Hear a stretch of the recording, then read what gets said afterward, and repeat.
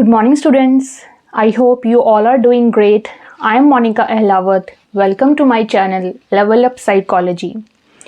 यहाँ हम कर रहे हैं क्लास 12 साइकोलॉजी का second chapter which is self and personality.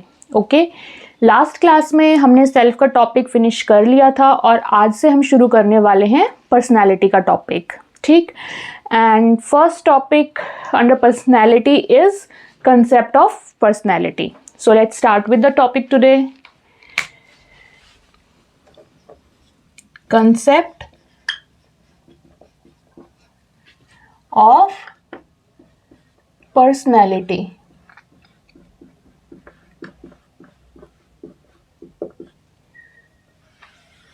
Okay. So अब ये जो वर्ड है पर्सनैलिटी, ये इसका अगर हम लिटरल मीनिंग देखें कि पर्सनैलिटी का डिक्शनरी मीनिंग या लिटरल मीनिंग क्या है, तो पर्सनैलिटी आया है एक लैटिन वर्ड परसोना से. ठीक है, this is a Latin word persona, इससे बना है. एंड परसोना का मतलब क्या है? ये होता है मास्क. ठीक, जब पुराने टाइम में ये आपके रोमन थिएटर्स वगैरह होते थे, वहाँ जब एक्टर्स थिएटर परफॉर्म करते थे स्टेज पे, तो वो एक मास्क लगा के परफॉर्म करते थे. मास्क किसका? जिसका कि वो कैरेक्टर निभा रहे हैं.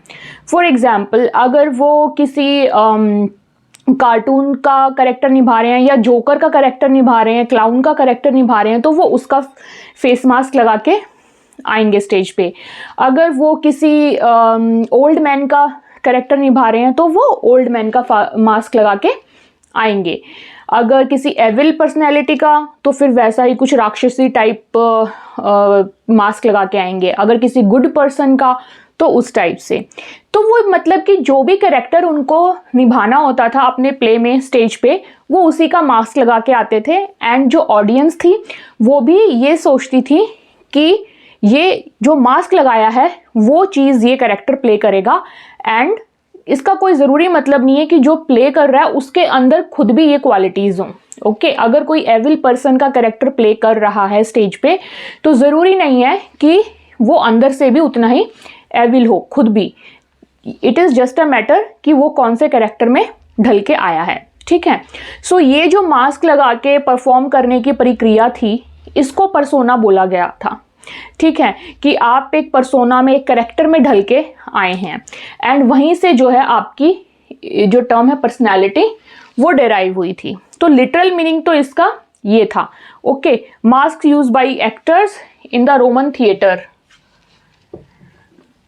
Mask used by actors in the Roman theater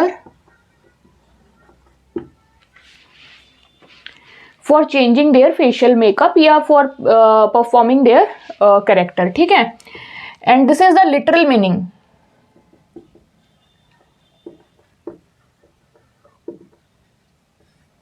okay, persona से आया है. अब अगर हम ले पर्सन की बात करें, ठीक है, कि एक आम आदमी के लिए क्या है पर्सनैलिटी. फॉर अ ले पर्सन, ले पर्सन की लैंग्वेज में हमने आसपास देखा ही है, सुना ही है कि लोग किसी को भी देख के बिना जाने पहचाने भी, उसके बारे में कुछ पता भी नहीं होगा, तब भी just by seeing the looks बोल देंगे वाह क्या पर्सनैलिटी है ना. तो एक ले मैन की लैंग्वेज में जैसा दिखता है वैसा वो समझ लेते हैं पर्सनैलिटी का मतलब स्ट्रेट फॉरवर्डली. तो कई बार क्या होता है कि लोग सोचते हैं कि अगर कोई गुड लुकिंग पर्सन है तो उनके दिमाग में एक धारणा बैठ जाती है कि गुड लुकिंग पर्सनैलिटी है एंड चार्मिंग भी होगा, अच्छा बिहेवियर भी होगा. इस टाइप की वो चीज़ें अपने दिमाग में बिठा लेते हैं, लेकिन जो कि विदाउट लॉजिक है एंड उसके करेक्ट होने की संभावना उतनी नहीं है, या हो भी सकता है नहीं भी हो सकता, बट श्योरिटी नहीं है. ठीक है, इस पे कोई लॉजिक से ये चीज़ निकल के नहीं आई है. Okay, so it depends on physical और एक्सटर्नल अपीयरेंस फॉर अ ले पर्सन. ठीक है, फिजिकल और एक्सटर्नल अपीयरेंस,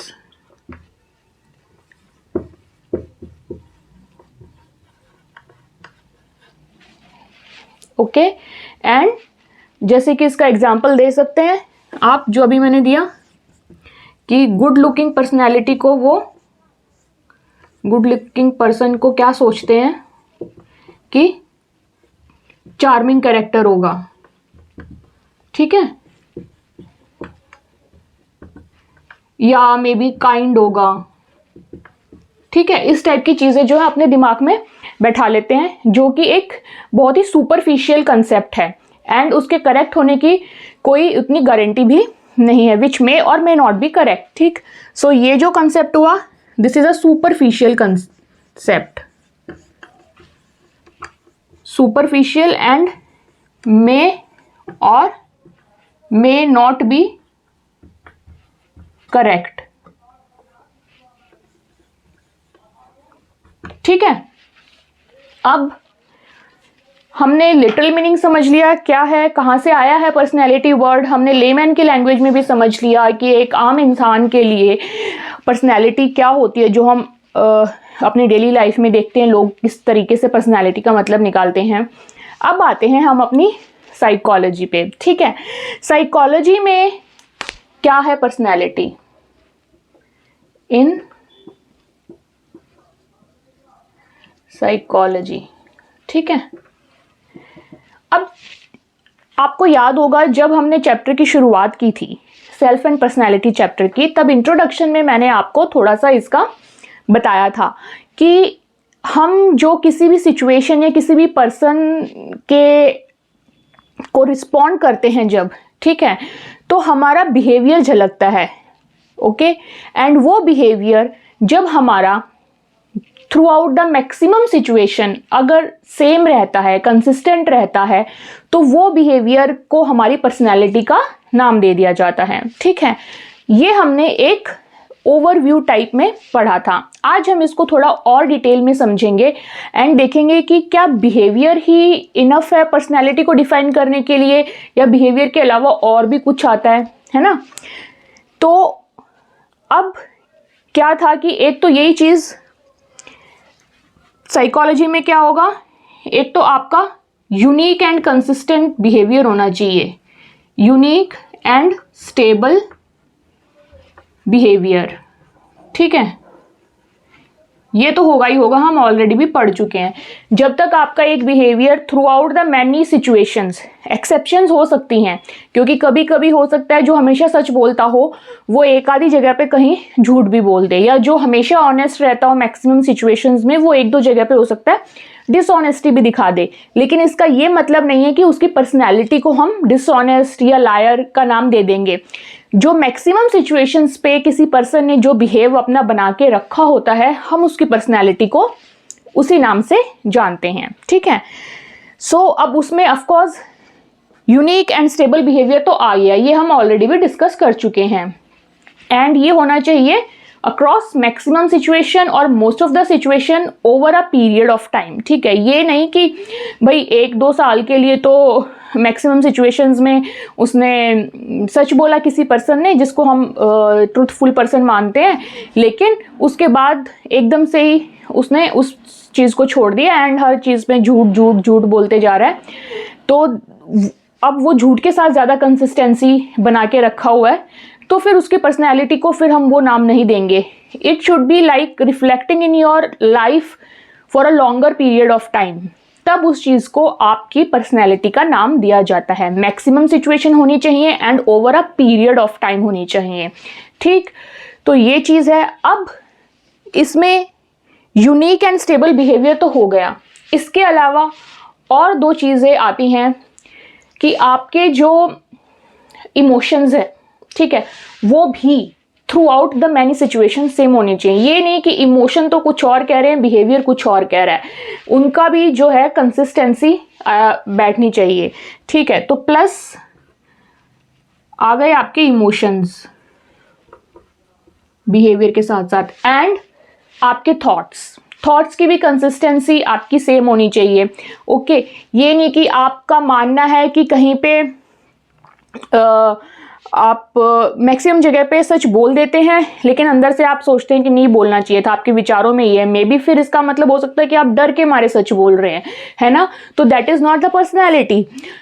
तो आपकी जो थॉट है वो भी जो है कंसिस्टेंट होनी चाहिए, एंड इमोशंस भी कंसिस्टेंट होने चाहिए। एंड इमोशंस एक तो आपस में कंसिस्टेंसी होनी चाहिए, ऊपर से और क्या होना चाहिए कि throughout the situations for a longer period of time भी कंसिस्टेंसी होनी चाहिए। ये नहीं कि आज तो किसी चीज़ को देख के दुख हो रहा है एंड थोड़े दिनों के बाद वो चीज़ नॉर्मल हो जा रही है आपके लिए, आपको उस चीज़ का कोई मतलब उन एक्शन से या उस उस एक्ट से कोई फर्क नहीं पड़ रहा है, तो then that emotion is not consistent itself. ठीक है, इसी प्रकार से थॉट्स, जैसे अगर आज कोई मानता है कि चोरी करना गलत है, ठीक, एंड मे बी 1-1.5 साल के बाद वो कहता है कि इट्स ओके, चोरी करने में कोई बहुत गलत बात नहीं है, तो अब उसको इस पर्सनैलिटी का नाम नहीं दिया जाएगा कि इसको चोरी करना ये गलत मानता है। अब उसकी जो पर्सनैलिटी है वो इट इज़ देन डिबेटेबल। ठीक है, कि जो लॉन्गर पीरियड ऑफ टाइम के लिए उसने माना वही माना जाएगा। तो आपके बिहेवियर, आपके इमोशंस, आपके थॉट, ये तीनों चीज़ें जो हैं वो कंसिस्टेंट होनी चाहिए over a maximum number of situation and through out a time period. ठीक है, तो ये तीनों चीज़ें होनी ज़रूरी हैं, behaviour plus emotions plus thoughts.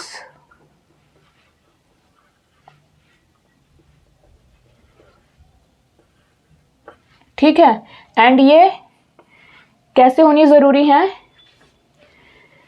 Across consistent होनी ज़रूरी है, अक्रॉस different situations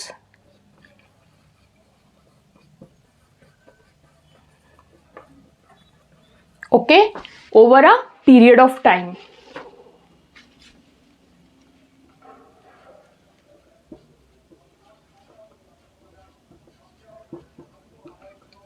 ठीक है, तो इन चीजों को मिला के फिर आपकी पर्सनैलिटी का नाम दिया जाएगा, अगर ये तीनों चीजें आपके अंदर आप देखने को मिल रही हैं। ठीक है, इमोशन के बेसिस पे कुछ अलग आपकी पर्सनैलिटी को नाम दिया जा सकता है, थॉट्स के बेसिस पे अलग नाम दिया जा सकता है, बिहेवियर के बेसिस पे अलग नाम दिया जा सकता है, राइट। जैसे अगर आपका बिहेवियर किसी के प्रति आप सबकी हेल्प करने वाले इंसान हैं तो आपको या काइंड है, आपके बिहेवियर से ऐसा कुछ झलकता है तो आपको एक काइंड पर्सनैलिटी या हेल्पिंग पर्सनैलिटी का नाम दिया जा सकता है, राइट। इमोशंस में अगर आप मतलब इमोशंस को अगर अच्छे से हैंडल नहीं कर पाते हैं, राइट, कुछ लोग हमने देखे हैं ना जो बहुत ज़्यादा इमोशंस में ट्रैप हो जाते हैं एंड अच्छे से उनको इमोशंस को इंटेलिजेंटली हैंडल नहीं कर पाते हैं, तो देन हम उसको उस तरीके से नाम देते हैं कि या तो न्यूरोटिसिज्म का या इस टाइप के जो भी नाम आते हैं, इम्पल्सिव हम बोल सकते हैं ऐसे लोगों को, है ना। इमोशन के बेसिस पे भी हम पर्सनैलिटी को डिफाइन करते हैं। देन थॉट्स में आपके क्या आ जाते हैं कि जैसे आपका क्या वैल्यू सिस्टम है, राइट, आप किस चीज़ को गलत या किस चीज़ को सही मानते हैं, किन चीज़ों को प्रायोरिटी देते हैं।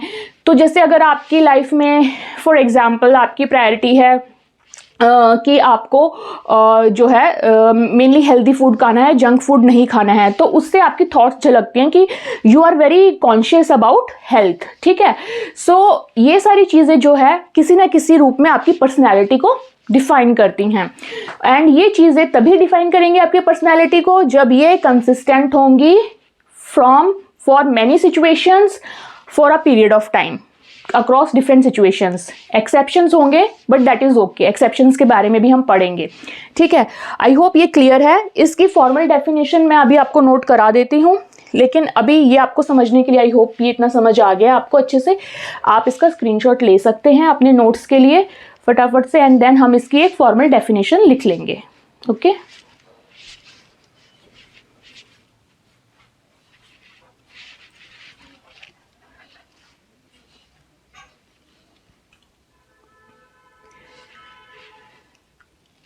Okay, so I think it might be done.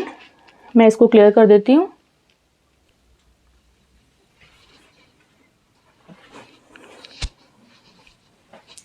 Okay, so हमने अभी समझ तो लिया कि पर्सनैलिटी होती क्या है। अब हम उसकी एक फॉर्मल डेफिनेशन लिख लेते हैं, उसमें कुछ नया नहीं होगा, सिर्फ जो हमने अभी तक पढ़ा है वही होगा। ओके, सो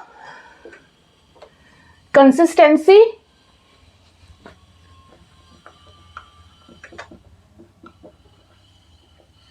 इन बिहेवियर, ठीक है, सबसे पहले तो बिहेवियर आ गया आपका।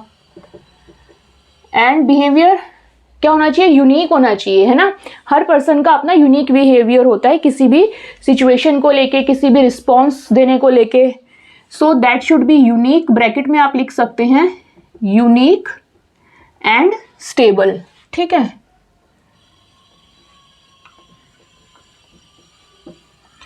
बिहेवियर की बात हो गई, अब और क्या आएगा हमारा? Thought.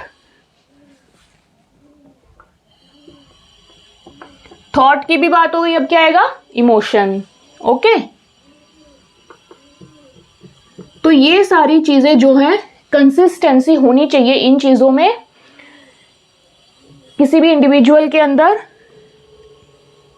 Consistency in behaviour, thought, emotion, thought and emotion लिख सकते हैं आप, in an individual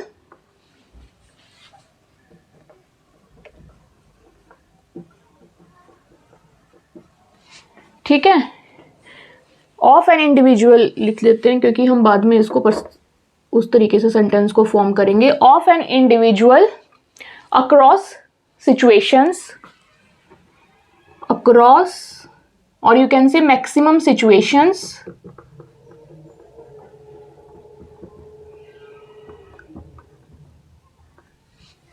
over a period of, and across time period, या फिर over a period of time, and across time periods, ठीक है, कि अलग अलग टाइम पीरियड्स पे भी वो कंसिस्टेंसी देखने को मिलनी चाहिए। ये नहीं कि 1 साल पहले थी अब नहीं है। जो कंसिस्टेंसी अगर आज है तो वो आज से 5 साल 10 साल बाद भी होनी चाहिए, तभी उसकी पर्सनालिटी को वो हम उस तरीके से नाम दे सकते हैं, ठीक है। जब ऐसा हो जाएगा तो क्या होगा? फॉर्म्स हर और हिज पर्सनैलिटी, ठीक है। So consistency in behaviour, unique and stable behaviour होना चाहिए। Thought and emotion of an individual across maximum situations and across time periods forms her और हिज पर्सनैलिटी, ठीक है। आई होप आपको clear है। एग्जाम्पल में आप वो ऑनेस्ट पर्सन का एग्जाम्पल दे सकते हैं, लेकिन खाली ऑनेस्ट पर्सन नहीं लिखना है, उसमें आपको पूरा एक्सपेंड करके बताना है। जैसे मैंने आपको बताया था कि अगर कोई मैक्सिमम ईयर्स तक मैक्सिमम सिचुएशंस में ऑनेस्टी शो करता है, मे बी एक आधी जगह पे अगर वो नहीं ऑनेस्ट रह पाता है, स्टिल उसकी जो पर्सनैलिटी है वो ऑनेस्ट पर्सन की पर्सनैलिटी कहलाएगी, ठीक है। अब ये डेफिनेशन हम अच्छे से पहले भी समझ चुके हैं और अभी भी हमने पढ़ ली है, तो आई होप आपको इसमें कीवर्ड्स तो अपने आप ही समझ आ रहे होंगे। बहुत सारे कीवर्ड्स हैं, इनफैक्ट पूरा सेंटेंस ही इंपॉर्टेंट वर्ड्स है, आप इसमें से ये वर्ड्स बिल्कुल मिस नहीं कर सकते, ठीक है। कंसिस्टेंसी वर्ड यूज होना ही होना है, देन आपका बिहेवियर होना चाहिए, थॉट होने चाहिए, इमोशन होने चाहिए। अगेन बिहेवियर यूनिक टाइप का होना चाहिए, स्टेबल होना चाहिए। स्टेबल कंसिस्टेंसी से रिलेटेड ही है, बट स्टिल आप बिहेवियर के ब्रैकेट में यूनिक एंड स्टेबल लिख देंगे तो it will be more expressive, ठीक है। अक्रॉस मैक्सिमम सिचुएशंस आएंगी एंड टाइम पीरियड आएंगे, तो इन सब वर्ड्स को हम मिस नहीं कर सकते पर्सनालिटी की डेफिनेशन में, ये आप ध्यान रखना ज़रूर, ओके। अब बात करते हैं, अभी तो हमने बात कर ली कंसिस्टेंसी की कि मैक्सिमम सिचुएशन में सेम रहना चाहिए। अब उन सिचुएशंस की बात करते हैं जहाँ पे कि वो कंसिस्टेंसी मेंटेन नहीं हो पाती, यानी कि अगर कोई ऑनेस्ट पर्सन है तो उसकी लाइफ में कुछ ऐसी सिचुएशंस आएंगी जब उसे ऑनेस्टी को त्यागना पड़ेगा, डिसऑनेस्ट होना पड़ेगा, ठीक है। तो उन सिचुएशंस की अगर बात करें तो वो आती हैं एक्सेप्शनल सिचुएशंस में, और वो सिचुएशंस इंसान को अडेप्ट करना सिखाती हैं अपने एक्सटर्नल एनवायरनमेंट में, ठीक है। अगर तो आप रिजिड रहे जहाँ पे अगर बाई चांस डिसऑनेस्टी की ज़रूरत थी, may be it may be benefit for all, या कोई भी रीज़न हो सकता था उस चीज़ का। और अगर उस पर्सन ने अपने पर्सनैलिटी को चेंज नहीं किया, यानी कि वहाँ पे भी उसने ऑनेस्टी दिखाई, तो फिर उसकी जो अडेप्टेशन की जो कैपेबिलिटी है वो नहीं होएगी उसके अंदर, ठीक है। तो आप अगर किसी को अडेप्टिव बनना है तो उसको वंस इन अ वाइल अपनी पर्सनैलिटी को एक्सटर्नल सिचुएशन, एक्सटर्नल सर्कमस्टांसेस के अकॉर्डिंग थोड़ा बहुत जो है चेंज करना पड़ता है, ठीक।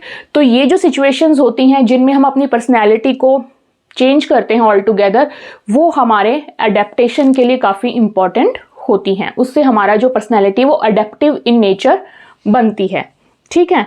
सो हम लिख सकते हैं इसमें about this thing situational variations. Okay, personality की जब आप डेफिनेशन देंगे तो उसमें आपको ये सिचुएशनल वेरिएशन का भी पॉइंट लिखना बहुत आवश्यक है, ठीक है।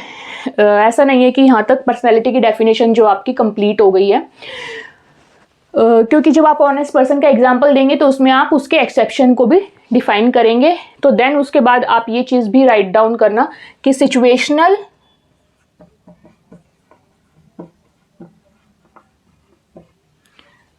वेरिएशंस, ठीक है। सिचुएशन के हिसाब से वेरिएशंस आएंगी ना। In behaviour help individuals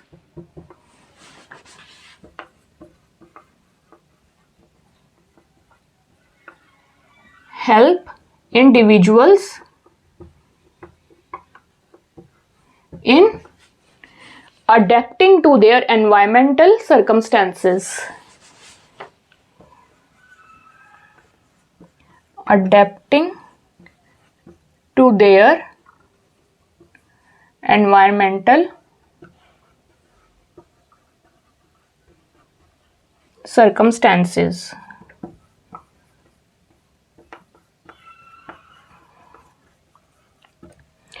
okay,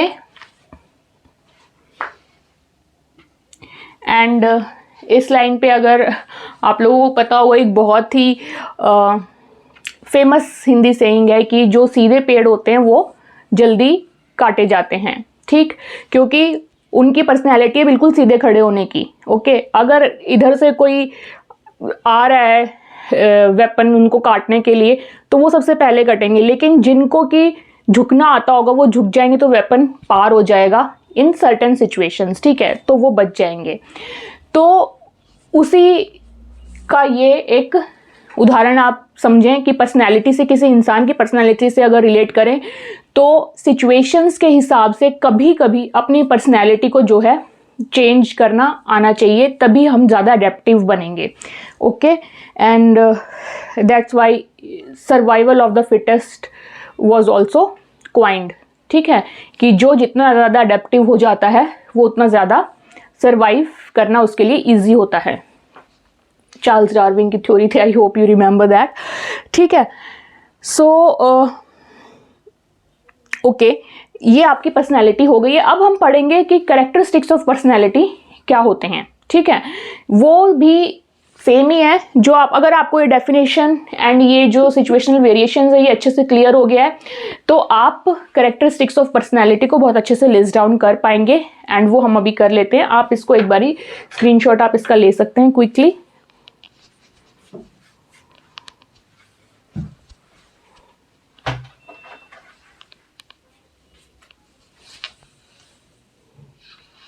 okay, I think ये हो गया होगा आपका।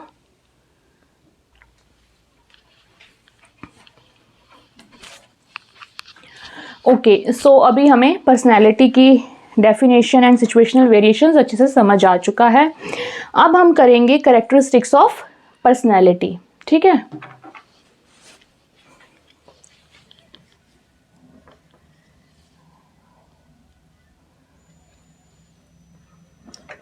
कैरेक्टरिस्टिक्स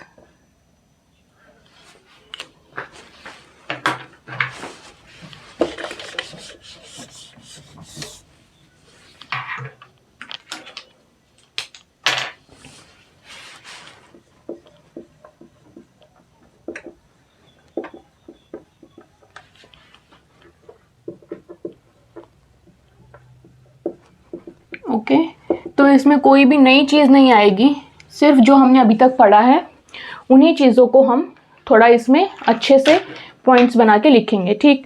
सो पहली तो क्या है कि it has both physical and psychological components. अच्छा, इट का मतलब यहाँ पर्सनैलिटी है, तो मैं पर्सनैलिटी वर्ड बार बार नहीं लिख रही हूँ, आपको चाहिए तो आप लिख सकते हैं, ठीक है। So it has both physical and psychological components. Okay, अब फिजिकल कंपोनेंट्स में क्या आएगा आपका, जैसे कि पोस्चर आप कैसा है, आपका बॉडी लैंग्वेज कैसी है, एक्सप्रेशंस कैसे हैं, है ना। जो आपने देखा होगा किसी की बॉडी लैंग्वेज अगर हमेशा ही ऐसे रहती है तो आपको नाम दे देते हैं लेजी पर्सन का है। कोई बिल्कुल एनर्जेटिक ऐसे रहता है हमेशा तो आप कहते हैं एनर्जेटिक पर्सनैलिटी है ना। एंड अगर एक्सप्रेशंस कोई बहुत हर चीज़ पे जैसे भी बनाता है तो आप बोल देते हैं ना कि हमेशा ये तो ऐसे ही गुस्से में रहता है, या ये तो हमेशा स्माइल करते रहता है पर्सन, स्माइलिंग पर्सन है ना। तो इस टाइप से हम बॉडी लैंग्वेज के आधार पे, एक्सप्रेशंस के आधार पे भी जो है फिजिकल जो ये चीज़ें हैं उनके आधार पे भी पर्सनैलिटी हम नाम देते हैं, ठीक है। सो इसमें आप कुछ एग्जाम्पल लिख सकते हैं फिजिकल कंपोनेंट के, कि आपका पोस्चर, हेल्थ आपकी, ठीक है, then body language, facial expressions, ठीक है। तो ये हो गए आपके फिजिकल कंपोनेंट के एग्जांपल्स किसी भी पर्सनैलिटी में। एंड साइकोलॉजिकल में ऑफ कोर्स हमने पढ़ा बिहेवियर, ठीक है, थॉट, इमोशंस, ओके। चाहे तो इनके फिर एग्जाम्पल के तौर पे भी आप इनको एक्सपेंड करके कोई ना कोई एग्जाम्पल लेके बता सकते हैं, जैसे मैंने आपको अभी बताया, ठीक है। एक तो ये हो गया करेक्टरिस्टिक। नेक्स्ट क्या हुआ, हमने पढ़ा कि जो बिहेवियर है वो यूनिक रहता है किसी भी एक इंडिविजुअल का, ठीक है। सो इट्स एक्सप्रेशन, यानी कि पर्सनालिटी की जो एक्सप्रेशन है, its expression in terms of behavior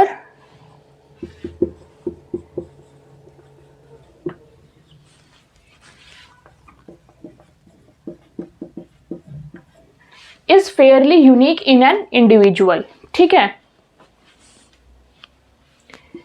is fairly unique in an individual।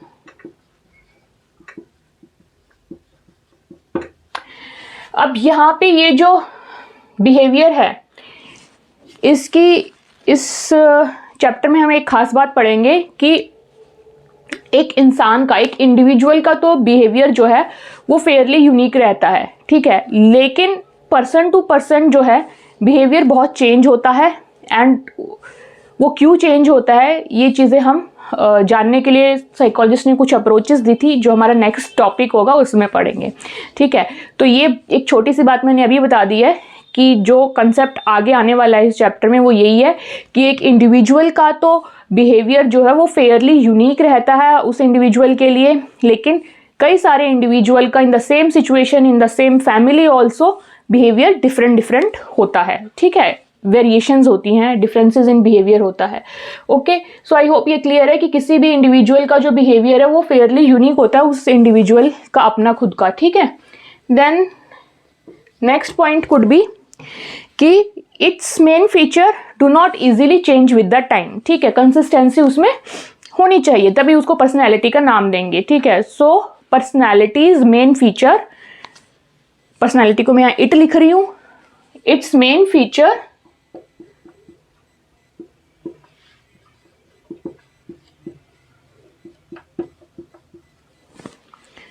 do not easily change with time।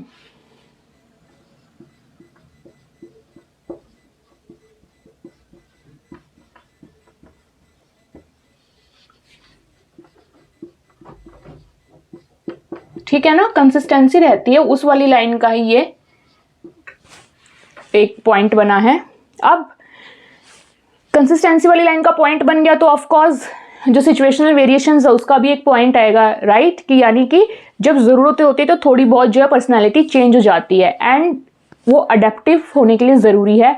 And इसी वजह से, क्योंकि वो थोड़ी सी चेंज हो जाती है, तो इसी वजह से ये जो पर्सनैलिटी होती है ये एक तरीके से डायनामिक होती है, स्टैटिक नहीं होती, ठीक है। ऐसा नहीं है कि बिल्कुल एक फ्लैट लाइन की तरह है कि जो थी वो ही रहेगी without any exception. Its dynamic, कभी कभी चेंज आ जाता है, ठीक है, depending on the situations. So personality is dynamic लिख सकते हैं, या फिर it is dynamic, it is dynamic in the sense, किस सेंस में ये डायनामिक होती है, that some of its features में change, that some of its features may change due to internal and external situational demands, due to internal and external situational demands, ठीक है। अब ज़रूरी नहीं है कि खाली एक्सटर्नल सिचुएशंस ही हो, इंटरनल सिचुएशन भी हो सकती है किसी को अगर बाई चांस कुछ एंजाइटी आ रही है या स्ट्रेस हो रहा है, इंटरनली कुछ है, तो then also that person can slightly change those features, ठीक है। अब इसका मतलब क्या हो गया, personality is adaptive is adaptive to situations. तो हम यहां पे लिख सकते हैं देयरफॉर पर्सनैलिटी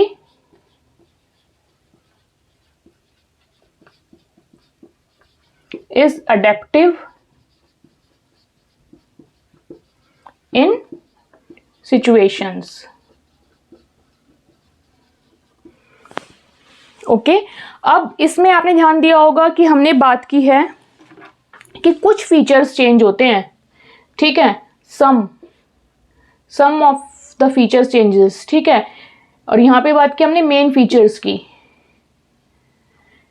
ओके। तो अब जैसे हमने बात की थी ऑनेस्ट पर्सन की, तो ऑनेस्ट पर्सन का मतलब ये नहीं है कि बस उसके अंदर एक ऑनेस्टी ही है उसकी पर्सनैलिटी में और भी और 50 चीजें होंगी, राइट।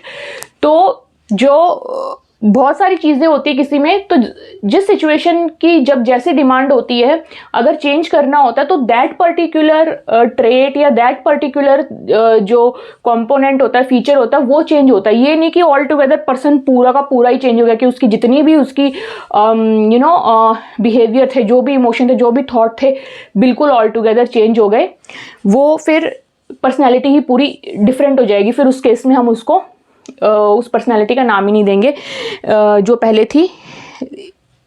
पर्सनैलिटी का नाम रहने के लिए सिर्फ कुछ फीचर्स की चेंज की ही वो है गुंजाइश, ये नहीं कि सब चेंज हो जाएं, ओके। सो आई होप ये आपको कैरेक्टरिस्टिक्स ऑफ पर्सनैलिटी क्लियर हैं। ये आप स्क्रीनशॉट ले सकते हैं इसका। देन कुछ टर्म्स हैं जो कि पर्सनैलिटी के सिनोनिम लगा लो, कि लोग पर्सनैलिटी कहने की बजाय उन वर्ड्स को भी यूज़ करते हैं कई बारी, एंड उनसे हमारे अगेन बिहेवियर जो है उसके ऊपर ही बेस्ड होती हैं ये वर्ड्स भी, ये टर्म्स भी। तो कुछ हैं वो, उनको हम स्टडी कर लेते हैं क्योंकि वो बड़ी यूज़फुल होंगी फिर आप के in the chapter, and understanding को और एनहांस करने के लिए थोड़ा सा है वो पोर्शन। तो आप इसका क्विक स्क्रीनशॉट ले लें and then we will do that.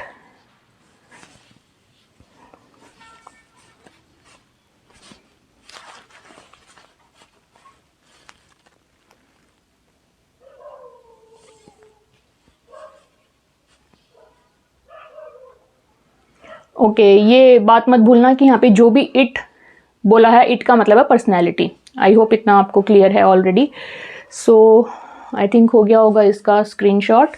Late me clear it now.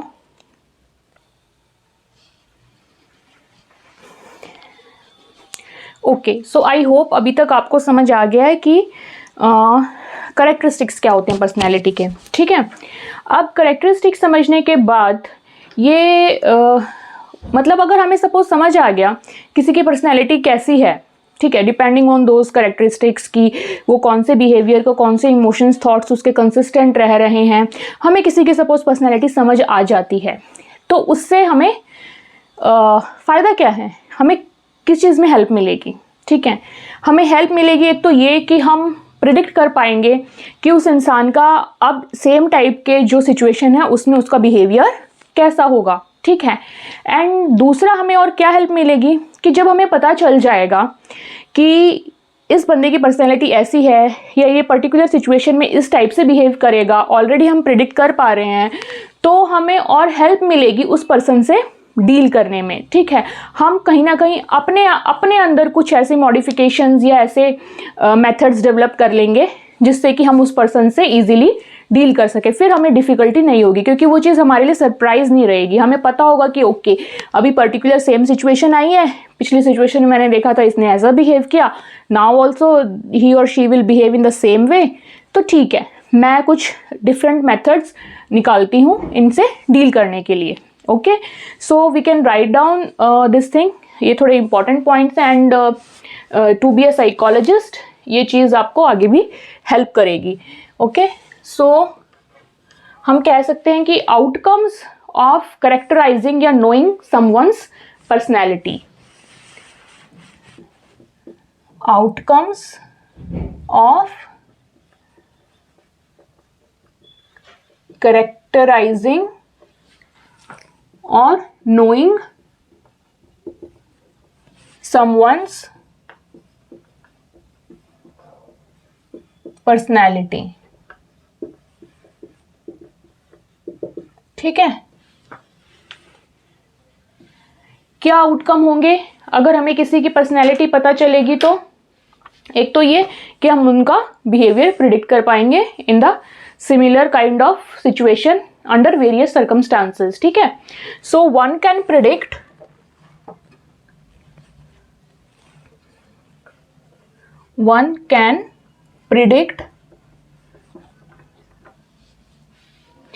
the behavior of the person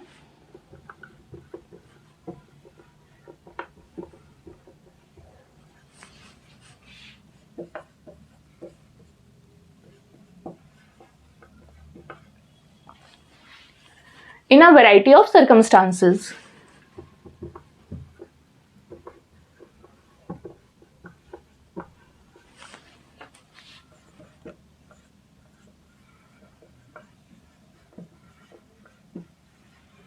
ठीक है, जैसे फॉर एग्जाम्पल अगर आपको पता है कि कुछ टीचर्स बहुत स्ट्रिक्ट होते हैं क्लास में, राइट, एंड अगर आप होमवर्क करके नहीं ले जाते हैं सो दे में रिड्यूस योर इंटरनल मार्क्स या दे में पनिश यू, दे में फॉर दैट पर्टिकुलर रीज़न। ठीक है, किसी न किसी सॉर्ट की पनिशमेंट मिल सकती है आपको। ओके, सो अब आपको ये बिहेवियर उन टीचर का अगर पता चल गया है तो आप हमेशा होमवर्क करके लेके जाएंगे, राइट। तो इस तरीके से जो है बिहेवियर प्रिडिक्ट करने में आसानी होगी कि नेक्स्ट टाइम भी सेम अगर हुआ तो सेम बिहेवियर आएगा आगे से, तो इससे बेटर है कि मैं उस काम को पहले ही कर लूँ।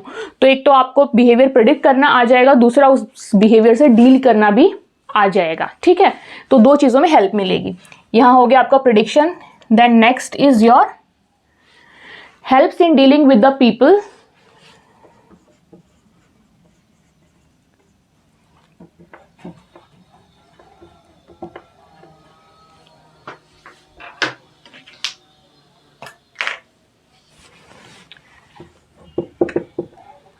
with the people in realistic and acceptable ways। ठीक है, in realistic and acceptable ways। Okay, अब डील करने को तो कोई ये भी कह सकता है कि अगर किसी सिचुएशन में कोई फंस गया है ओके। एंड सपोज उसका फ्रेंड ही है, कोई फ्रेंड के साथ उसको लगता है कि हर किसी भी बात पे उसकी, अगर सपोज किसी की लेट आने की आदत है एंड उसको पता है कि जैसे वो लेट होता है 5 मिनट भी 2 मिनट भी, तो सामने वाला जो फ्रेंड है वो हमेशा गुस्सा करता है, ठीक है। तो अब नेक्स्ट टाइम भी उसको पता है कि अगर मैं लेट हुआ तो ये गुस्सा करेगा मेरे ऊपर, right. So let's be on time, okay. तो ऐसी इस तरीके से हम उस चीज़ से डील करना सीख जाते हैं कि वो एक पोलाइट वे में होता है, एक्सेप्टेबल वे में होता है एंड रियलिस्टिक सोल्यूशन होता है चीज़ का। अब यहीं अगर कोई पर्सन उसको इतना अच्छे से, अगर ऐसा कोई फ्रेंड होता जो लेट आ रहा है, अगर वो इस टाइप का फ्रेंड होगा जिसने कभी ध्यान नहीं दिया होगा कि मेरे जो फ्रेंड हैं जो गुस्सा करते हैं लेट आने पे, वो इस वजह से गुस्सा होता है क्योंकि मैं लेट आता हूँ, मतलब इस चीज़ को उन्होंने कोरिलेट नहीं अगर किया होगा बिहेवियर को, तो वो हो सकता है पलट के दोबारा गुस्सा करे कि why you are shouting at me, इसमें गुस्से वाली क्या बात है, 2 मिनट लेट हो गया तो क्या हुआ। लेकिन उसी तरफ अगर कोई अच्छे से उसको ऑब्जर्व कर रहा है एंड देख रहा है कि अच्छा ये रीज़न है, इनका बिहेवियर हमेशा जब भी कोई लेट आता है तो उसके प्रति ऐसा ही होता है, इनको फ्रस्ट्रेशन होती है, इनको गुस्सा आता है उस चीज़ से किसी को लेट देख के, तो let us resolve it, let us deal with it in an acceptable and realistic way, ठीक है। तो ये कुछ इस टाइप के एग्जाम्पल्स होते हैं जिससे कि हम देख सकते हैं, हमने अपने आसपास हमेशा आप फाइंड आउट कर सकते हैं, कोरिलेट कर सकते हैं ऐसे एग्जाम्पल्स के साथ जहां आप किसी का बिहेवियर प्रिडिक्ट कर रहे हैं एंड देन उस बिहेवियर से डील कर रहे हैं इन अ रियलिस्टिक एंड एक्सेप्टेबल वे, ठीक। अब इसमें एग्जाम्पल एक आधे और हो सकते हैं, जैसे कि अगर कोई चाइल्ड है जिसको कि ऑर्डर पसंद नहीं है, ठीक है, कि अगर उससे कुछ काम कराना है तो उसको सीधा ये बोलो, ये मत करो वो मत करो, तो वो शायद नहीं मानेगा, ठीक है। कुछ होते हैं ना जिद्दी बच्चे कि नहीं अब तो मुझे यही करना है। तो ऐसे चिल्ड्रन से डील करने का तरीका क्या है कि उनको कुछ ऑप्शंस दो, ओके, कि आपको क्या पसंद है इसमें से वो चूज करो। फॉर एग्जाम्पल, अगर कोई चाइल्ड टीवी देख रहा है एंड आपको उसका होमवर्क पेंडिंग है, आपको चाहिए कि ये अभी टीवी बंद करके पहले अपना होमवर्क करे, तो अगर आप उसको डायरेक्टली ये बोलेंगे कि टीवी बंद कर दो एंड डू योर होमवर्क, तो हो सकता है वो चाइल्ड ना माने, ठीक है, बहुत रिजिड हो जाए, जिद्दी हो जाए, रोने धोने लग जाए, all those kind of things. तो उसको डायरेक्टली बोलने की बजाय कि टीवी बंद करो एंड होमवर्क करो, आप उसको ऑप्शंस दीजिए जो कि उसमें उसकी कुछ चॉइसेस भी हों, ठीक है, जो उसको पसंद हो चीज़ें। आपको पता ही होगा बच्चे को कौन सी चीज़ें पसंद है अगर आप उसको ऑप्शंस देंगे तो आप उसको, जैसे कि अगर उसको खेलना पसंद है बाहर जाके कुछ फुटबॉल वगैरह, तो आप ये बोल सकते हैं कि देखो आपके पास 2 ऑप्शंस हैं, या तो आप अभी टीवी देख लो एंड देन फिर आप होमवर्क कर लेना, उसके बाद आप बाहर खेलने नहीं जाओगे, या फिर आपके पास ये ऑप्शन है कि आप अभी फटाफट होमवर्क कर लो एंड देन फिर आप जाके पार्क में फुटबॉल खेल सकते हो, ठीक है। तो he will choose the second option क्योंकि फुटबॉल उसका फेवरेट गेम है, उसको खेलने जाना है, ठीक है। तो इस तरीके से हम ऑप्शंस दे सकते हैं जब हम किसी ऐसे चीज़ में फंसते हैं जहाँ पे कि हमें पता है कि सामने वाला डायरेक्टली कहने से उस चीज़ को नहीं करेगा, ओके। या फिर जो है और एक एग्जाम्पल हो सकता है कि जिसमें कि अगर चाइल्ड को इन्फीरियोरिटी कॉम्प्लेक्स है, तो ऐसे चाइल्ड को भी डायरेक्टली कभी भी उसके साथ डील करते टाइम ऐसे वर्ड्स नहीं यूज़ करने चाहिए जिससे कि उसको डीमोटिवेशन फील हो, या ऐसे एग्जाम्पल्स नहीं देने चाहिए जिससे कि उसको लगे कि he is lesser than other children, ठीक है। तो हमेशा उसको मोटिवेशन के तरीके से उसको गाइड करना चाहिए एंड कॉन्फिडेंस को बूस्ट अप करना चाहिए, ओके। इस तरीके से कुछ डील्स हम कर सकते हैं लोगों को अगर हमें उनका बिहेवियर पता हो तो, ठीक। तो इसमें एग्जाम्पल आप चाइल्ड का दे सकते हैं जो मैंने अभी दिया, ये आपकी बुक में भी मेंशन है। Child who don't like orders, इनके लिए क्या करो, प्रेजेंट सम ऑप्शंस, ठीक है, alternatives from which the child can choose, present some alternatives from which the child can choose। ऐसे में उसको क्या लगेगा कि भाई मेरी चॉइस का ही काम हो रहा है ना। एंड देन अनदर एग्जाम्पल कि जो चाइल्ड जिसको कि इंफीरियोरिटी कॉम्प्लेक्स होगा,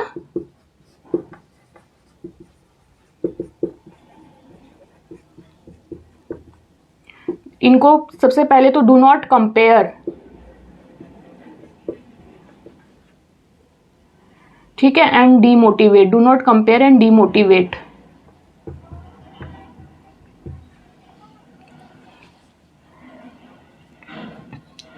गिव देम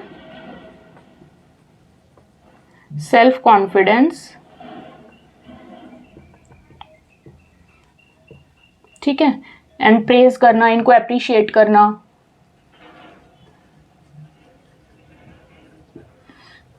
ठीक है, give them self confidence, appreciation, जैसे उन्होंने कुछ छोटा मोटा अच्छा काम किया तो उस पर अप्रिशिएट करो।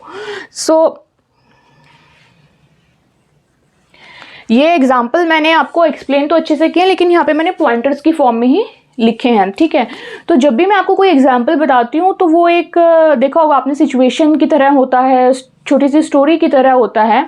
तो आपको जब लिखना है एग्जाम में तब तो उसको पूरा अच्छे से एक्सप्लेन करके ही लिखना है, उसमें पॉइंटर्स नहीं लिखने हैं आपको, क्योंकि पॉइंटर्स से एज सच कुछ, जैसे ऑनेस्ट पर्सन का मैंने एग्जाम्पल में खाली ऑनेस्ट पर्सन लिख दिया तो उससे कुछ इंडिकेट नहीं होता ऑनेस्ट पर्सन है तो क्या, आपको एक्सप्लेन करना पड़ेगा, ठीक है। क्योंकि अब इतनी सारी जो बातें हम बोलते हैं इवेंट्स की फॉर्म में, स्टोरीज की फॉर्म में, वो लिखना उतना पॉसिबल नहीं है।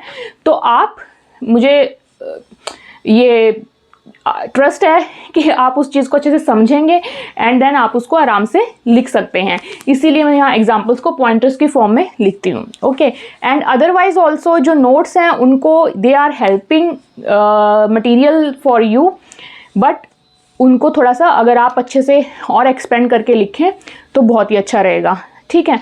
अब हम नेक्स्ट करेंगे, मैंने जो बताया था कि कुछ पर्सनैलिटी से रिलेटेड सिनोनिम्स हैं उनके बारे में हम पढ़ेंगे, 5-6 सिनोनिम्स हैं वो कुछ, तो आप इसका एक क्विकली स्क्रीनशॉट ले लो।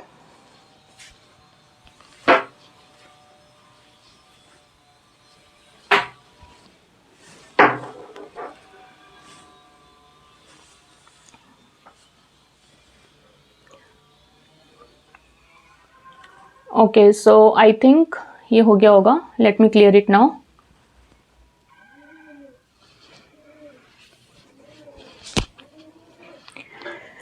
ओके, सो हमने अब देख भी लिया कि पर्सनालिटी अगर हमें किसी की पता हो तो हम उसके बिहेवियर को प्रेडिक्ट कर सकते हैं एंड उससे डील करने के उपाय भी निकाल सकते हैं, ठीक है।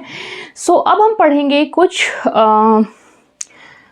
सिनोनिम्स ऑफ पर्सनैलिटी, कि हम पर्सनैलिटी की ही बात करते हैं उस टाइम पे, लेकिन हम कई बार कुछ और वर्ड्स यूज़ कर लेते हैं, ओके, जैसे ट्रेट, टेम्परामेंट, ठीक है, उसकी हैबिट्स कैसी हैं, इन सब चीज़ों से भी हमें उसकी पर्सनैलिटी का, किसी भी पर्सन की पर्सनैलिटी का पता चलता है। सो अब one by one in words को देख लेते हैं क्या है ये। So depending upon the behaviour, depending upon the behaviour,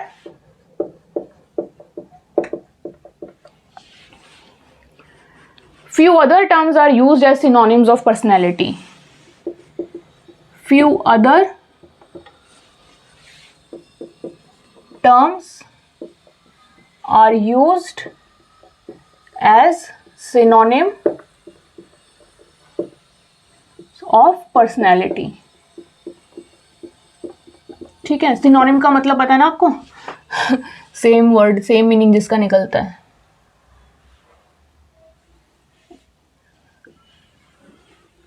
okay, सो पर्यायवाची शब्द, ओके। सो अब ये भी हम जो वर्ड्स यूज करते हैं किस आधार पे यूज करते हैं, बिहेवियर को देख के, किसी का कि क्या बिहेवियर है, जिसके आधार पे हम किसी की पर्सनैलिटी वर्ड यूज करते हैं बिहेवियर के आधार पे, मतलब इन साइकोलॉजी टर्म्स, वैसे ही बिहेवियर के आधार पे हम ये कुछ और भी वर्ड्स यूज करते हैं जो कि पर्सनैलिटी से मेल खाते ही वर्ड्स हैं, एक तरीके से पर्सनैलिटी के सिनोनिम्स हैं। तो कोई अगर ये वर्ड्स भी यूज करे तो आप समझ जाएं कि वो पर्सनैलिटी की बात हो रही है, ठीक। सो पहला वर्ड है टेम्परामेंट।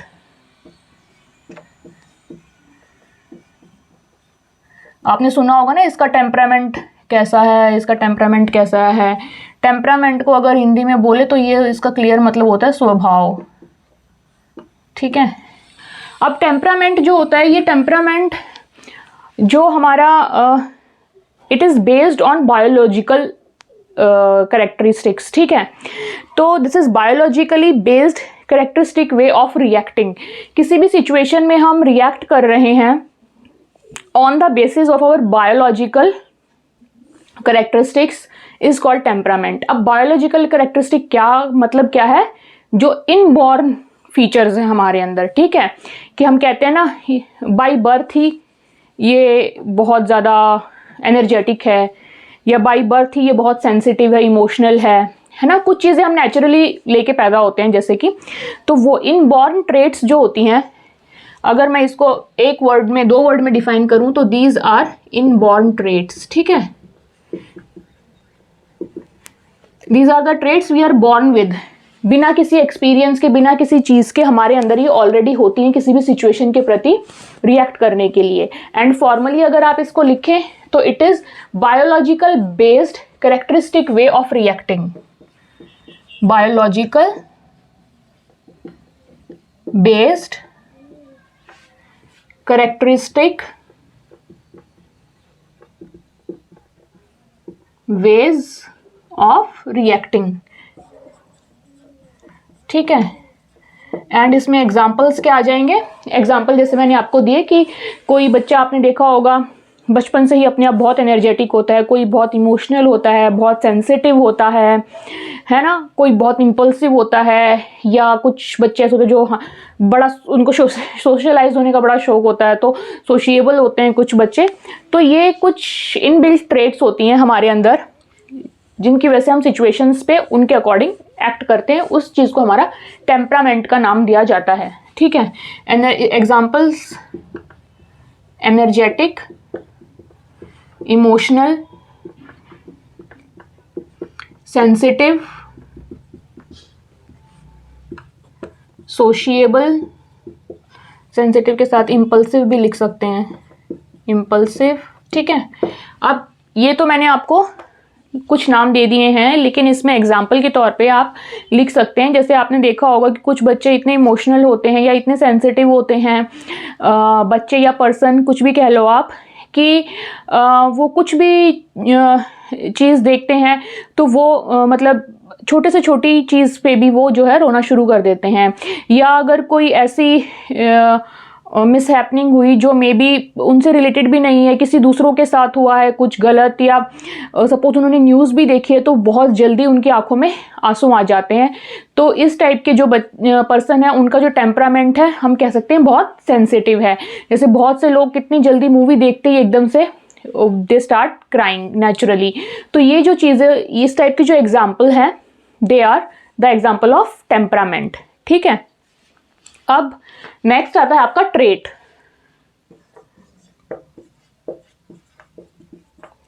ट्रेट क्या है? ट्रेट जो हमने अभी तक पढ़ा था वो एक्चुअली ट्रेट में ही आता है कि हम जो भी अपना परसिस्टेंट स्टेबल बिहेवियर दिखाते हैं, ठीक है, वो कहलाता है हमारा trait. So you can write stable, persistent and specific way of behaving. Stable, persistent and specific way of behaving, ठीक है। स्टेबल में तो आ गया आपका स्टेबल बिहेवियर, जिसकी हमने बात की थी कि over the situations, over maximum situation वो स्टेबल होना चाहिए। परसिस्टेंट आ गया आपके टाइम पीरियड से रिलेटेड वर्ड, कि throughout the time period और throughout many different time periods जो है उसको कंसिस्टेंट होना चाहिए। तो परसिस्टेंसी जो है वो आपके टाइम पीरियड से रिलेटेड चीज़ों को डिनोट करता है। एंड देन स्पेसिफिक वे, यानी कि यूनिक वे में किसी का बिहेवियर जो होता है, ठीक है। तो जो हमने डेफिनेशन पढ़ी थी उसके अकॉर्डिंग इसमें तीनों कीवर्ड्स यूज हो चुके हैं बिहेवियर से रिलेटेड, तो वो बनाता है ये। अब इसमें क्या ट्रेट हो सकती हैं? जैसे कि हम किसी को कह सकते हैं कि बहुत एक्सट्रोवर्ट है, कि जब हमने देखा हो कि हमेशा कोई बच्चा है जिसको कि दूसरों से बात करना, इन्वॉल्व होना लोगों में वो बहुत पसंद है, तो हम उसको एक्सट्रोवर्ट का नाम दे देते हैं कि इसके ट्रेट्स जो हैं वो एक्सट्रोवर्ट हैं। वहीं अगर किसी बच्चे को या किसी पर्सन को बिल्कुल अपने में रहना पसंद है तो हम उनको इंट्रोवर्ट का नाम दे देते हैं, ठीक है, कि इनकी जो ट्रेट्स है वो इंट्रोवर्ट हैं। सो इसमें एग्जाम्पल ला सकते हैं इस टाइप से, एक्सट्रोवर्ट एंड इंट्रोवर्ट। ठीक है, ये ऑफ कोर्स ये बिहेवियर जो है आप जब देखेंगे consistent throughout the time period and unique way of to that particular person, तब आप उसको एक्सट्रोवर्ट या इंट्रोवर्ट का नाम देंगे। ठीक है, नेक्स्ट आता है आपका डिस्पोजिशन।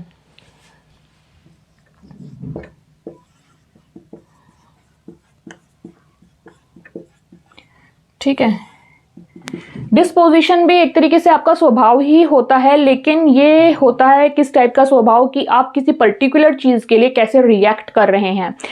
यहाँ पे तो था कि आप नेचुरली कैसे रिएक्ट कर रहे हैं। ठीक है, नेचुरली मतलब इनबॉर्न है आप उस चीज से, तो कैसे रिएक्ट कर रहे हैं। यहाँ पे जो रिएक्शन है वो है on the basis of mood.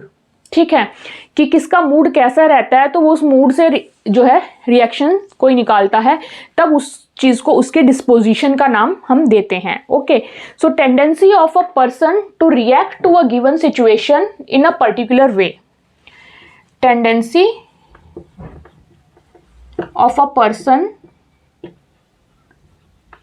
To react to a given situation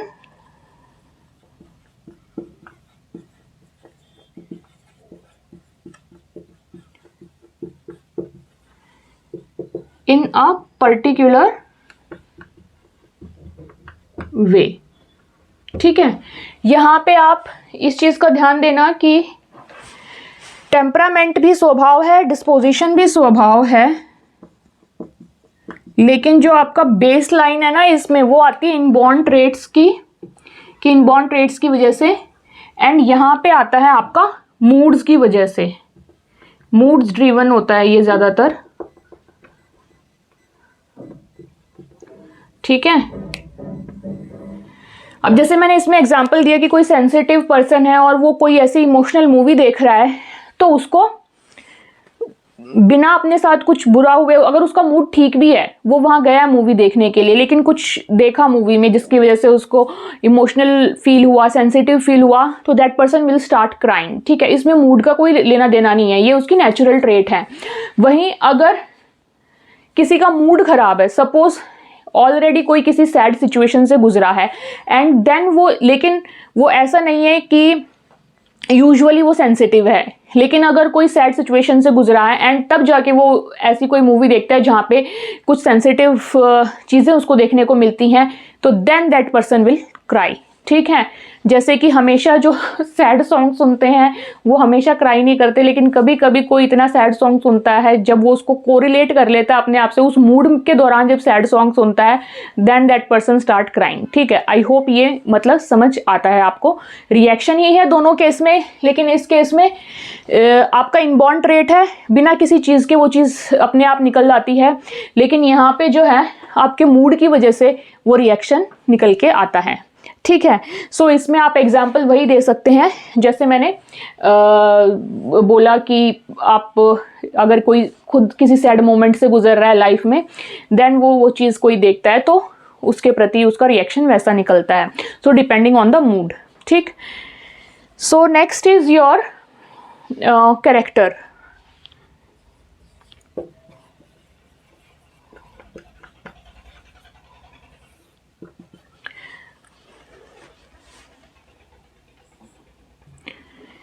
अच्छा, मूड के आधार पे भी हम उसकी फिर पर्सनैलिटी को ही डिफाइन करते हैं, है ना। हम जब अगर कोई किसी को देखता है कि उसका मूड ऐसा है, तो हम बोलते हैं ना इसका मूड हमेशा सैड ही रहता है। ठीक है, या फिर हम ऐसे बोलते हैं कि अभी मत जाओ इसके पास, he is not in a good mood. ठीक है, तो हमें पता चलता है कि ऐसा मूड है तो अब ये पर्सन ऐसे रिएक्ट करेगा। ठीक है, या फिर अगर हमें पता है कि इसका मूड खराब है और ये अभी ऐसे रिएक्ट करने वाला है, तो हम उससे डील करने के तरीके निकाल लेते हैं। ठीक, तो इस तरीके से भी मूड की वजह से भी लोगों की पर्सनैलिटी जो है वो समझने में आसानी होती है। ओके, अब कैरेक्टर क्या होता है। कैरेक्टर वर्ड भी हम पर्सनैलिटी के लिए कई बारी यूज़ करते हैं। कैरेक्टर में मेनली कौन सी चीज़ें आती हैं, एक ऐसा पैटर्न बिहेवियर का जिससे कि आपकी जनरली मॉरल वैल्यूज़ या सोशल एटीट्यूड्स वो देखने को मिलते हैं। ठीक है, जैसे आपने देखा होगा ना कि कुछ लोग कुछ सर्टेन अमाउंट टाइप की जो है सोशल एटीट्यूड्स को या मॉरल वैल्यूज़ को फॉलो करते हैं, तो हम उनको जो है उस कैरेक्टर से आइडेंटिफाई करते हैं कि ये तो इस टाइप का पर्सन है या इसकी पर्सनैलिटी ऐसी है। जैसे अगर कोई कभी भी ट्रैफिक रूल्स नहीं तोड़ता है, हमेशा ट्रैफिक रूल्स फॉलो करता है, तो हम उसको नाम देते हैं कि ये बहुत ही रूल फॉलोइंग पर्सन है ना। जैसे क्लास में अगर कोई बच्चे हमेशा होमवर्क पूरा करके जाएं, टीचर्स जो भी कहें वो सब करें, तो हम उन स्टूडेंट्स को क्या कहते हैं, ओबीडियंट स्टूडेंट। तो ओबीडियंट उसकी एक पर्सनैलिटी को शो करता है, ठीक। तो इस टाइप से जो भी अगर आपके मॉरल एंड सोशल एटीट्यूड्स हैं, उनको लेके जो आपने अपने बिहेवियर में चीज़ें डेवलप की होती हैं, या आपके बिहेवियर से जो आपका मॉरल या सोशल एटीट्यूड झलकता है, उस चीज़ को जो है कैरेक्टर का नाम दिया जाता है, ठीक है। तो आप देखेंगे चीज़ें तो सारी बिहेवियर बेस्ड ही हैं, लेकिन हर किसी का जो है थोड़ा थोड़ा क्या कहते हैं, कैटेगरीज उन्होंने अलग करके इन वर्ड्स को बताया गया है यहाँ पे। सो द ओवरऑल पैटर्न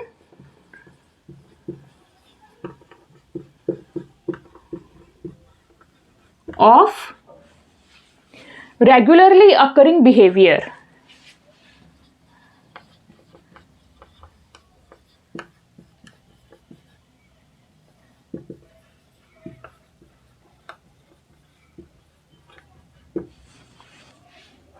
ठीक है। एंड इसमें एग्जाम्पल आप एक्सप्लेन कर सकते हैं मोरल एंड सोशल एटीट्यूड से, जैसे कि मैंने अभी आपको ट्रैफिक सिग्नल का फॉलो करने का बताया या फिर ओबीडियंट स्टूडेंट का बताया, वो एग्जाम्पल यहाँ पे आप एक्सप्लेन कर सकते हैं, ठीक है। या फिर ऐसा कोई एग्जाम्पल आए तो आप समझ सकते हैं कि यहाँ पे उसकी पर्सनैलिटी को डिफाइन किया गया in the form of a character, ठीक है। अब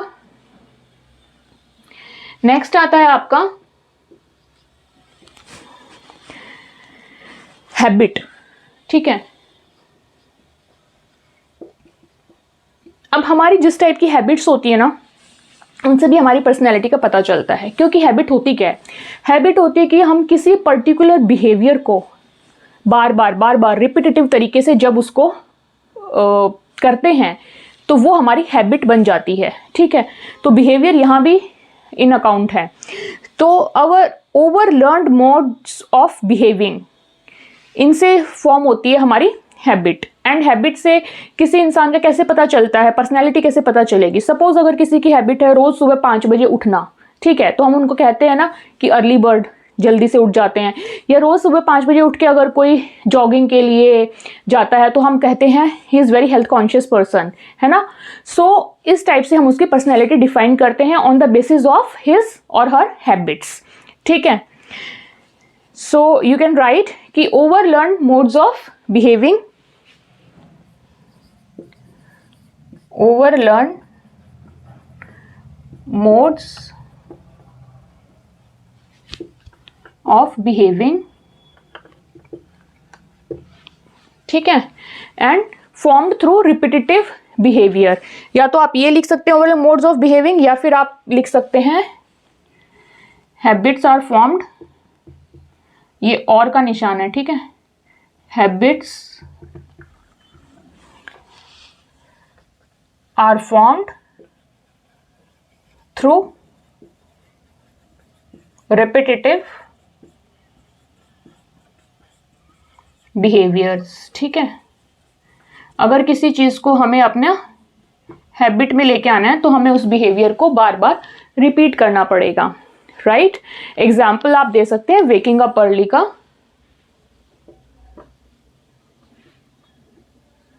वेकिंग अप अर्ली, या फिर जो हेल्थ कॉन्शियस वाला मैंने दिया है वो भी आप दे सकते हैं। या फिर इसके अलावा आपको और कुछ एग्जाम्पल अगर आपको समझ आता है आप वो भी दे सकते हैं, उसमें कुछ हार्म नहीं है। Then last is your value, ठीक है। अगर आपको ये विजिबल नहीं है तो do not worry, I will adjust the screen, समझ लीजिए इसको भी। वैल्यूज, अब वैल्यूज के थ्रू हमारी पर्सनैलिटी कैसे पता चलती है, तो किसी भी इंसान के कुछ गोल्स होते हैं, कुछ आइडियाज आते हैं। अब इसमें मेनली जो हमने 3 चीजें पढ़ी थी ना, इमोशन, बिहेवियर, थॉट, तो ये जो वैल्यूज है ये मेनली आपके थॉट सिस्टम से रिलेटेड है, ठीक है। आइडियाज, थॉट्स, आपके गोल्स क्या हैं, तो वो चीज़ें अगर किसी की पता चलती है तो हमें पता चलता है कि इस पर्सन के हिसाब से ये किस चीज़ को सही मानता है, किसको गलत मानता है, इसकी प्रायोरिटीज़ क्या हैं, ओके। तो तब हम जो है उसकी पर्सनैलिटी को प्रिडिक्ट कर पाते हैं। किसी की जो वैल्यू सिस्टम होगी उसके आधार पे आपको पता चलेगा ना। अगर कोई जो है, जैसे कि गांधी जी का सबसे बड़ा एग्जाम्पल है, उनका वैल्यू सिस्टम क्या था, बेस्ड ऑन नॉन वायलेंस, ठीक है। तो इससे ही हमें उनकी पर्सनैलिटी का पता चलता है कि he was a non violent person. Okay, उनका नाम आते ही सबसे पहले पता चलता है कि उनका वैल्यू सिस्टम ये था। उनकी प्रायोरिटी हमेशा ये रहती थी कि किसी को भी वायलेंस क्रिएट नहीं करना है, violence is a wrong thing for him. तो जब हमें किसी की वैल्यू सिस्टम का पता चलता है तो हमें उसकी इनडायरेक्टली उसकी पर्सनैलिटी का पता चलता है। या फिर गोल्स किसी के पता चलते हैं। गोल्स में क्या है कि आप जिस टाइप के होगे उसी टाइप के अपने गोल्स बनाओगे, राइट। अगर कोई किसी का गोल ये है कि मेरे को अभी इतने लोगों तक को एनजीओ खोलना है, सपोज किसी को, कि मुझे इस टाइप की जो पीपल हैं किसी भी पर्टिकुलर टाइप के, दे में सेलेक्ट, या अंडर प्रिविलेज कोई सोसाइटी में पीपल को अगर वो हेल्प करना चाहते हैं तो उनके गोल उस प्रकार के दिखेंगे। तो आपको पता चल जाएगा इससे कि उनकी पर्सनैलिटी कैसी है, कि he is very giving nature का पर्सन है वो, ठीक है। उसी तरीके से अगर आपको कोई लगेगा कि जिसका कि हमेशा टर्नओवर्स में एंड उसमें क्या कहते हैं, I am forgetting that terms, but turnover आप कह सकते हैं। अगर आपको टर्नओवर समझ आता है तो इट्स वेरी गुड, कि जो कंपनी के टर्नओवर्स होते हैं कि साल में कितना प्रॉफिट कमाया, हमेशा प्रॉफिट की तरफ ध्यान रहता है, तो यू कैन से कि दिस इज अ बिजनेसमैन, ठीक है। सो इस टाइप की पर्सनैलिटी तरह से हमें किसी के गोल्स या किसी के थॉट्स एंड आइडियाज के थ्रू हमें उसकी पर्सनैलिटी का ज्ञान हो सकता है, ठीक है। सो वैल्यूज में आता है आपका goals and ideas that are considered important. Values, what are values? Values are goals and ideas that are considered important and worthwhile to achieve. Important and worthwhile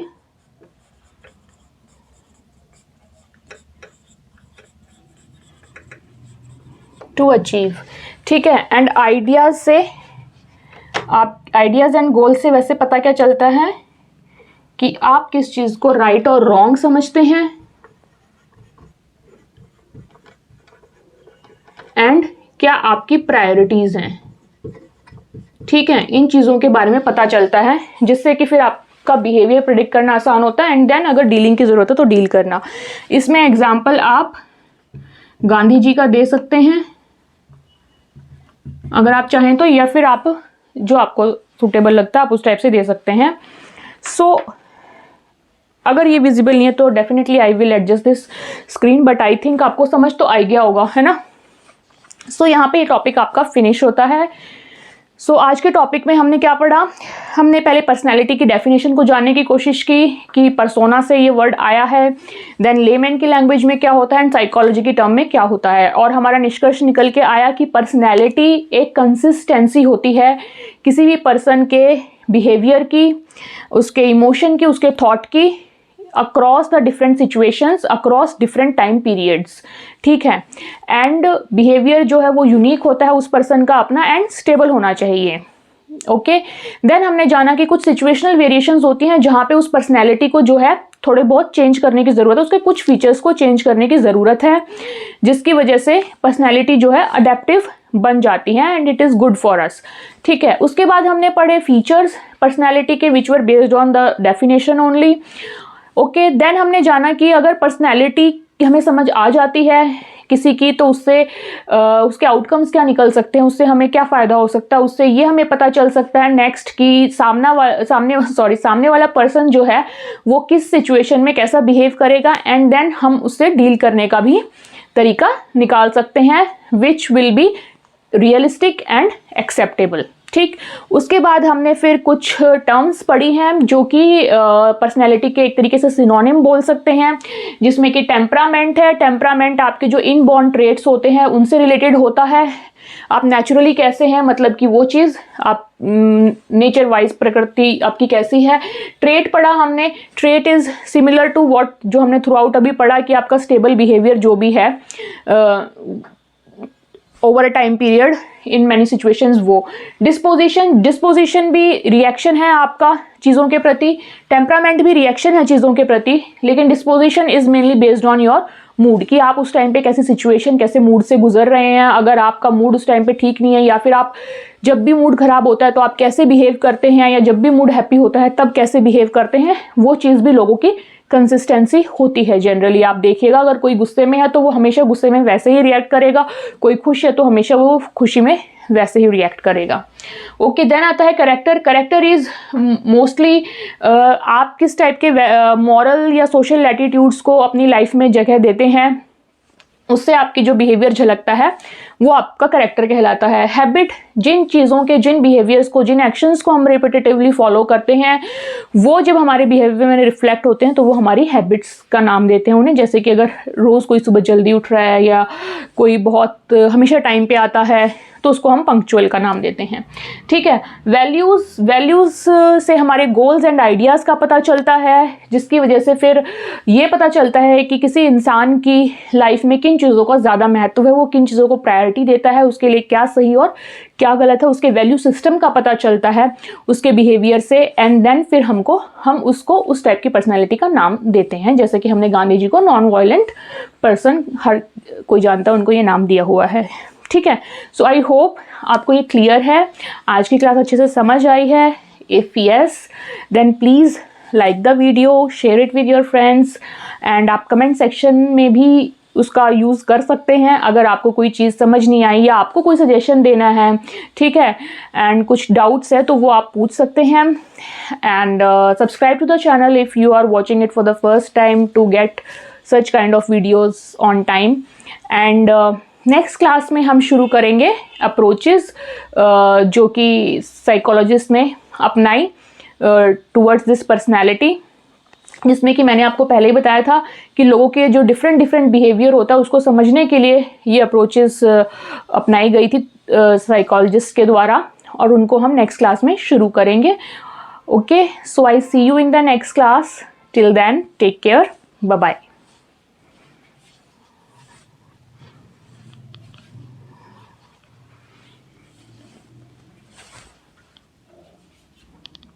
okay, so ये थोड़ा सा visible नहीं है, इसको मैं एडजस्ट कर देती हूँ।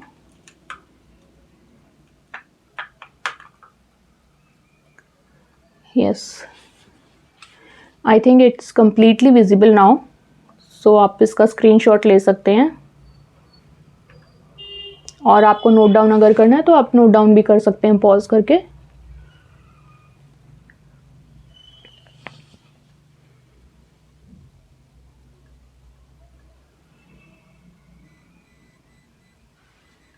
ओके।